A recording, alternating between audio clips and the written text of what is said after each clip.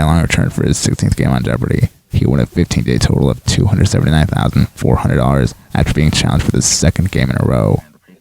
My unbalanced instruction was, following another surprising victory at the end of yesterday's game, our champion Ryan Long declared this could not be happening. Well, Ryan, it's understandable that winning 15 consecutive games may seem a bit surreal because only 8 other players in Jeopardy history have ever reached that milestone. The audience clapped. We'll have to see if you can make it to 16 today, or if one of our challengers, Lucy and Wyatt, will head into the weekend as our new Jeopardy champion. Mayim said only 8 other players have reached the 15-game milestone. I'm surprised she didn't add that 3 of them were from this season. Matamodio did not reach 15 games this season, and that was last season. I also said every 5 games seems to be a milestone, and I was reminded of when Mayim Bialik introduced Jonathan Fisher's 9th game, saying becoming an 8-day champion is still quite a rare achievement. Mayim Bialik's introduction was, recent history might suggest otherwise, but becoming an 8-day champion on Jeopardy is still quite a rare achievement. Ryan was the 4th champion to surpass 8 games this season, and if he wins tonight, he would have exceeded twice the number of games. Wyatt got the first daily double, waited 1,000, got it right, and went to $2,200. Wyatt's husband is from Canada, and to symbolize the U.S.-Canada connection, they got married in Niagara Falls, which is basically the border between U.S. and Canada. So the other week, Eric Perez was from Canada. One of Ryan's family vacations was in Canada, and Wyatt married his husband, who was originally from Canada, in Niagara Falls. I like how there's a super champion who had a few Canadian connections in his run right after the loss of a Canadian super champion. This would also be a good time to mention, a lot of women found Wyatt attractive. I'd say he's a good-looking guy. I sometimes comment on how beautiful a female contestant is. I even had my fair share of Jeopardy crushes. I won't say who, though I will say it's funny that now I'm seeing it from the opposite gender. Mayim revealed she's from San Diego after Lucia. This is when I realized how little I know about Mayim even after she started hosting.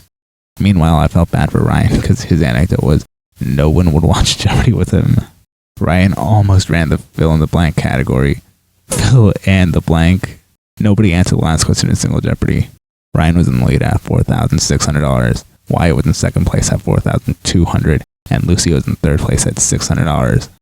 Shakespeare's Henry V takes place before and after his decisive 14-15 battle in France. Even though I wish I knew the answer, I found it more amusing that Ryan got it right since the final Jeopardy question the other day on his 14th game asked about a French war. If this question came up yesterday on his 15th game, that would have been a full circle. 14-15.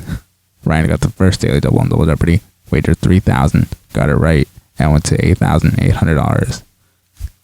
I also remember Ryan wagered $8,000 on a daily double in 2 games in a row. This superhero quartet of TV and film all have the names of Renaissance artists. After Lucy answered, "Who are the Teenage Mutant Ninja Turtles?" Mayim said, "Heroes in a half shell," to tell her she's correct. The audience laughed. I am too, because this question came up right after there was a Renaissance category in the previous round. He got both daily doubles. Wyatt got the second daily double in Double Jeopardy, raised $3,000, unfortunately answered wrong, and went down to $6,800. Ryan ended Double Jeopardy winning $19,200. Wyatt was in second place at $8,800, and Lucy was in third place at $4,200. The final Jeopardy category was technology. The question was, upon the first use of this in 1844, the Baltimore Sun declared that time and space had been annihilated. My reflexive answer was a telescope until I quickly remembered Galileo used a telescope in the early 1600s. So, where would time and space have come in? The answer was a telegraph from May 31st, 1844. This question was 3 days late. Wyatt and Ryan answered correctly. Ryan wagered $800, taking his final score to $20,000 even. He's now at a 16-day total of $299,400, just $600 shy of $300,000.